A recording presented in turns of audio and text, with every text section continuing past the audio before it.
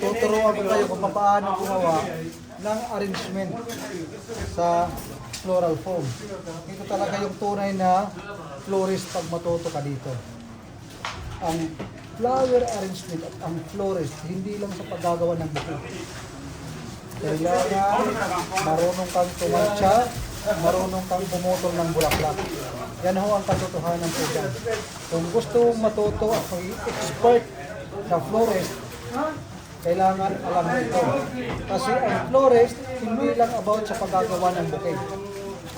Mas mainam kung magaling ka sa paggagawa sa mga arrangement. Mas malaki ang posibilidad na makapag-apply ka ng maayos. Ayan, usapan natin. Paano nga ba tumusok dito? Ito yung floral foam. Ito naman yung floral foam na hindi pa basa. Napakagaan yan.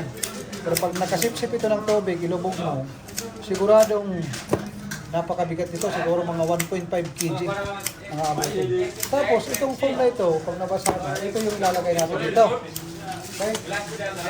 Siyempre sa ilalim, nalagyan na ng plastic para yung tubig hindi pumunta sa ilalim. Ngayon, meron naka-arrange. Ang bawat tansya natin, katulad dito, ganyan. Ang ating design ngayon is medyo up and down, medyo loose. Nakikita nyo, kailangan pagtusok natin mga 2 inch para yung tubig, kasi nasa ilalim yan, paglipas ng mga ilang minuto, ilang oras, nasa ilalim yan. Dito sa ibabaw, medyo nagka-dry lang yung konti. Matulog pa naman yan. Ang ingay yan. Maminaw mo, ha? Pagtusok nyo, yan, kailangan yung mga distansya maganda. Pero may mga design din na medyo messy ang mga lalawan. Medyo loose. Yan ang nagbibigay ng design sa bawat arrangement. Kailangan tansyado nyo ang bawat putol. Kaya sa pagbubulaklak, hindi pwede dugtungan. Kasi pag dinugtungan mo yan, gagamit ka ng floral chalk. Malamang sa alamang, mas mapapamahal ang iyong mga material pag gumagamit ka ng floral chalk. Diba? Pakita ko. Jamel! Red rose there. Ito yung floral chalk. Ito yung nalagyan ng tubig. Ang ginagawa sa floral chalk, may tubig, ilalagay dyan para makailang ng tubig. Paikli. Or kung gumagawa ng mga bukid. Bilisan natin. Subaybayan nyo yung ating ginagawa. Ngayon, pantay na oh. Dito naman tayo sa likod. Kailangan yung imagination nyo. Tulad dito ko lang yan oh. Medyo mahaba ang tusok. Mahaba. Mas magandang mahaba. Para pag pinatuan natin ulit, hindi magkukulang. Okay? Di bali na ang mahaba kaya sa maikli. Kasi pag maikli, hindi na tayo pwede magdugtong. Pwede tayong magdugtong. Kailangan, ilagay muna natin sa choke, tapos dugtong natin para makatusok, para makuha natin ang tamang level. Pero pangit na. Mas maganda, tansyado natin. Kaya kung gagawa tayo ng mga arrangement, kailangan tansya natin. Once na makuha mo na ang tamang pagtatansya, kahit nakapikil ka pa, walang problema. Yan. Bisan ko ng konti ha, kasi order to. Ang sunod natin na gagamitin dito is eucalyptus. 50 roses with touch of eucalyptus, okay? Napakaganda ang trabaho ng isang florist, mga kaibigan. Hindi lang trabaho, pwede nyo gawing negosyo. Sa Pilipinas, napakagandang negosyo ito.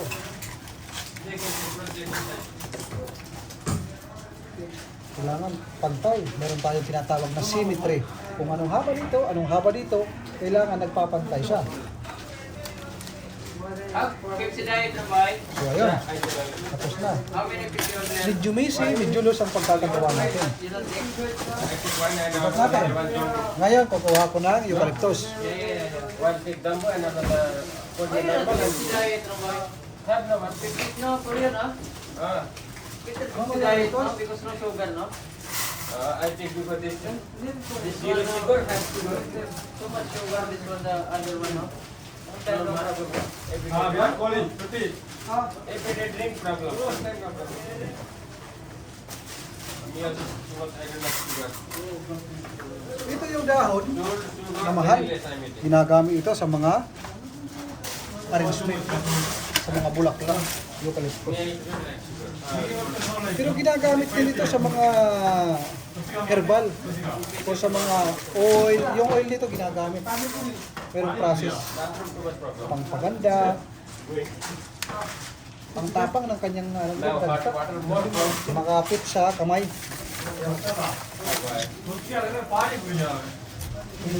yes. Ang sistema ng ating paglalagay ng eucalyptus depende sa ating design.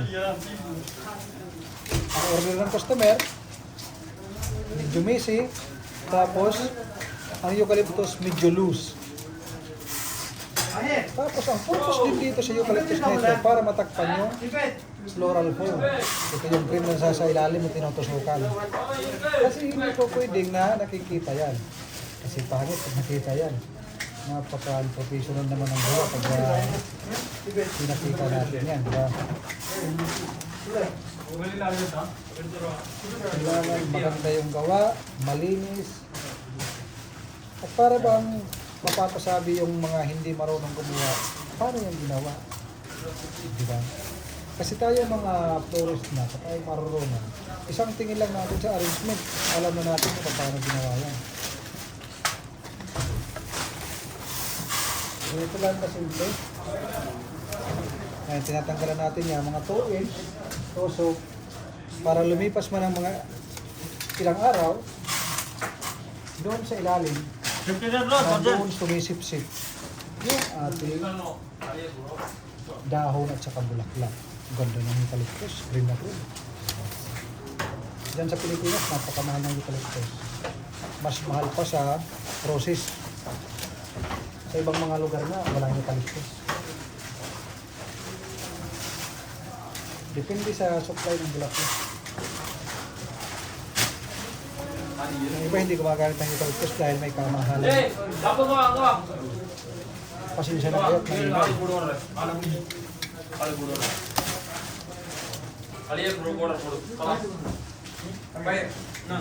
Para sa ito mga gustong gumawa ng bulaklak, gusto mo aktual gumawa, gusto mo maging isang florist. Dali lang. Lahat po nang nagsisimula. Nagtuturo ako dito. Aral para maging isang florist. Wala akong kaalam-alam yan sa una. Walang pinanganak na marunong na. Kaya kung kayo ay magpapaturo, huwag kayo natatakot. Tanong kayo kung hindi nyo alam.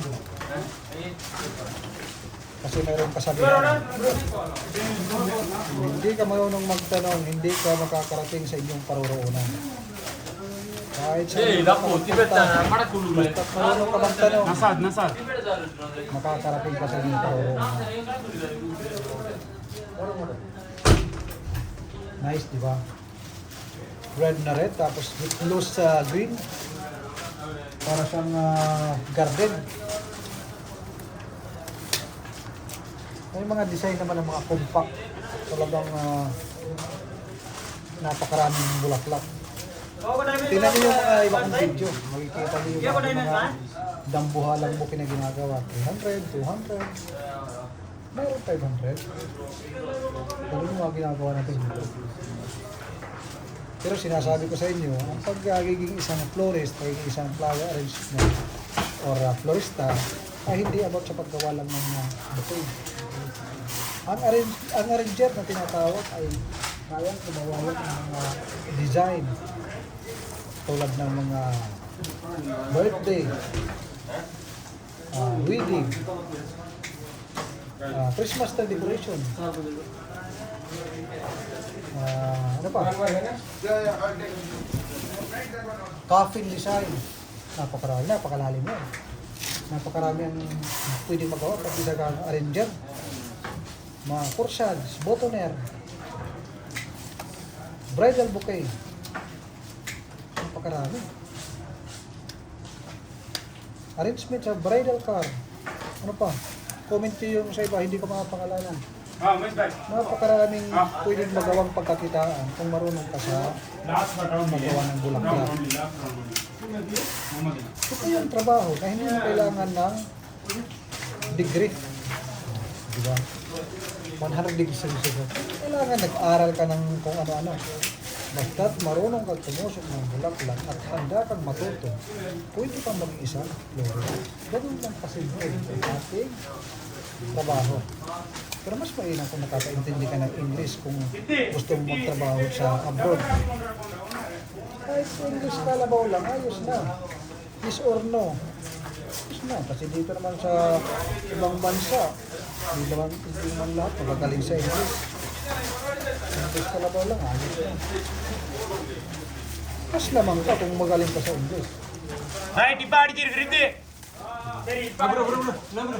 Ito mga katrabaho ko nga, hindi halos makapagsalita ng English yan. Pero pinakabababang sahod dito, 3 ang pinakabababa dito. Nasa 50 kami lahat ito, 50,000 plus. 50 ng palitan, 15.60, 15.80 sometimes. Oh, English yun. Ganyan yung mga palitan. So, malaki din. 3 din ang mababa dito. Kahit, takalinis yun ha. Pagkala dito, pagkagawa, pinakamaba dito is